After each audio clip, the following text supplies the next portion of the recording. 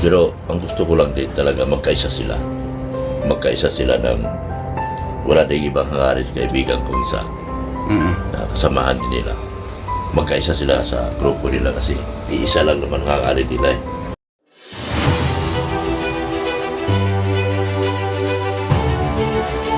Okay guys, isa na muli mapagpalang umaga, tanghali, gabi po sa inyo lahat. Sana po ang lahat ay nasa mabuting kalagayan at ligtas po sa anumang kapahamakan. Sana po kayo dako ng mundo naroroon. Ako pumuli ang inyong lingkod, Maestro 21 TV. At sa ating video ngayong araw na ito mga kalingap, tayo muli po ay magbibigay ng ating panibagong reaction tungkol nga po dito sa alitan o itong sinasabing naghati-hati.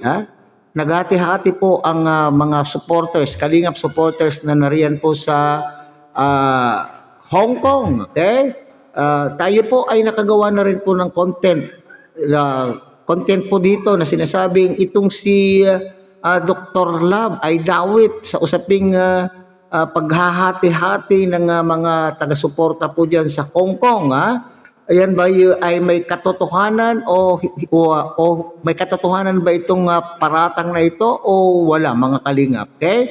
So kasi nga po dito sa mga komento na ating pong nababasa ay parang lumalabas na itong si Dr. Love ang kontrabida. Parang siya po ang kontrabida, pero ngayon sa ating pong nasagap po na paliwanag o isang content ni Starrocks ay parang hindi naman po itong si Dr. Love na nadawit. Hindi naman po dawit po dito si Dr. Love, kundi siya po yung gustong umayos. Siya po yung gustong umayos po sa naturang problema po ng mga kababayan po nating OFW na nariyan po sa Hong Kong. So ibig sabihin talagang may mga grupo na hindi na nagkakasundo. Bagamat alam po nila kung ano yung mission and vision ng Kalingap, pero ay may kanya-kanya na po silang batas na pinapairal sa kanila pong grupo. Okay? So yan po yung ating pinakapaksa ngayong araw na ito. At bago po yan, panoorin muna natin mga Kalingap ang isang maikling video clip po na nakinuha po natin sa upload po ni Starrocks. Ito po ay gawa po ni Starrocks. So panoorin po natin mga Kalingap. Pero ang gusto ko lang din talaga magkaisa sila.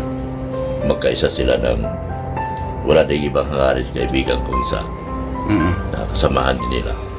Magkaisa sila sa grupo nila kasi iisa lang naman hangarin nila eh.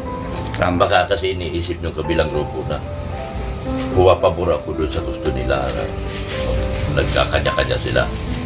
Ako, ang gusto ko talaga magkasama silang maayos. Although hindi na sila pwede magsama sa isang layunin. Nagkanya-kanya na sila eh. Oo, tama. Pero iisang layunin sa One Kalingap One Family na parehong may vision. Yung pagdating sa Vision. ganito sa mga ganitong okasyon, dapat magka-isa sila. Baga, isang tabi mo na yung away at magsama-sama. Yun. Para laging yung... Kasi ang walis kasi pag nag-iisa lang mahirap. hindi mo mawawalis yung dumi.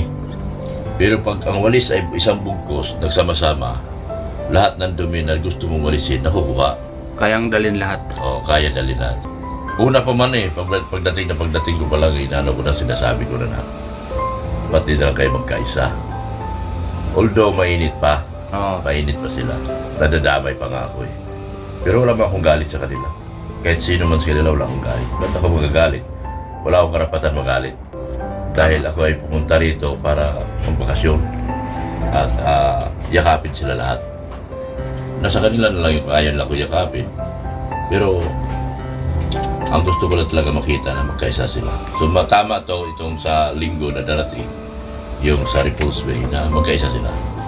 Ito na yung unang, ito yung tagumpay na hinahanap na sama-sama sila ulit. Sa tabi mo na yung problema sa sarili niya para hindi magiging balakid sa mga susunod na panahon na babalik man dito ang Kalingap.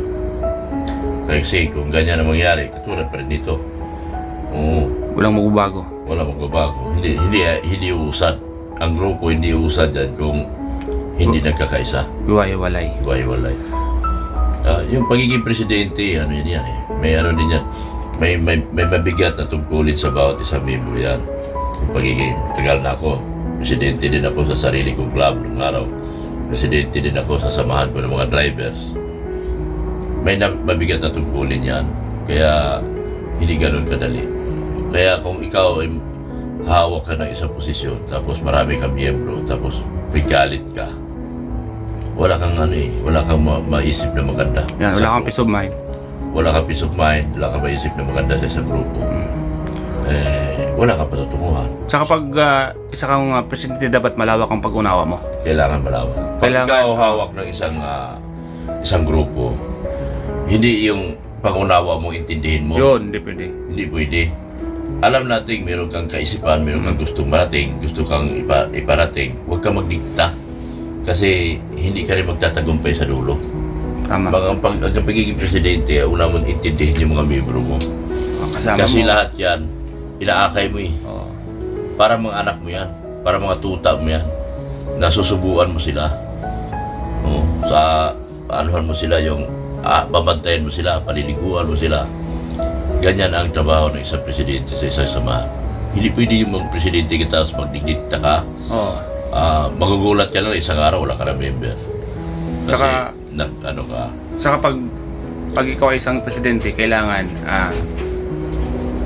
alamin mo ang bawat opinion ng bawat isa. Yes, ang importante talaga nyo. So ayan mga kalinga pa, nakakalungkot malaman na nandito po tayo sa isang community pero hindi nagkakasundo o magkakaiba po ng kanila pong paniniwala. So tama po yung sinasabi po ni Dr. Love mga kalingap na kapag magkaiba-iba ang mga grupo na nasa isang lugar o na nasa isang community ay maaaring walang natatapos na gawain, hindi po ba?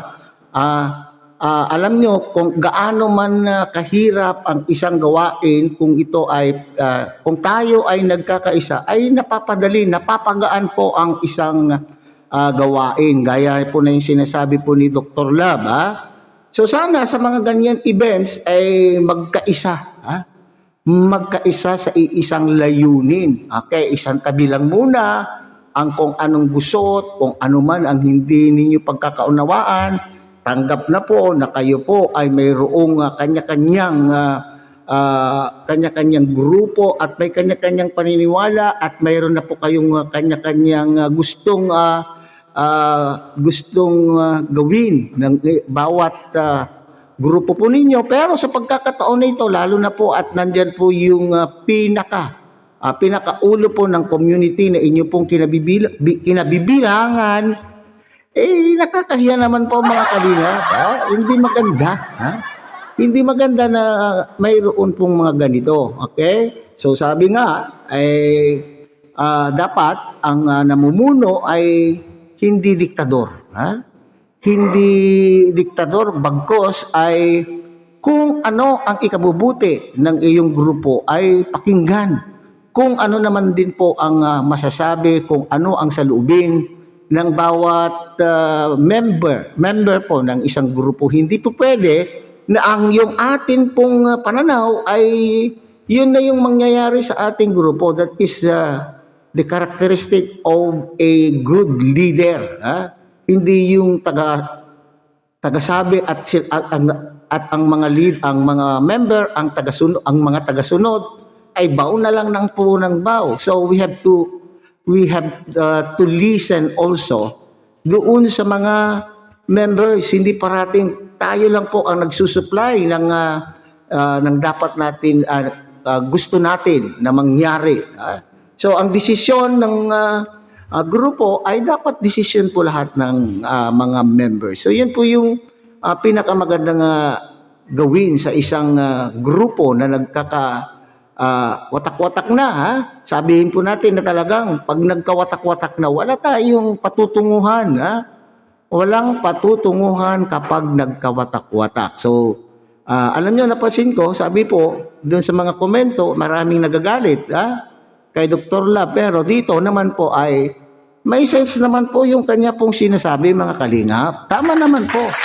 Tama naman po yung kanya pong sinasabi. Wala naman pong hindi maganda po siyang sinabi.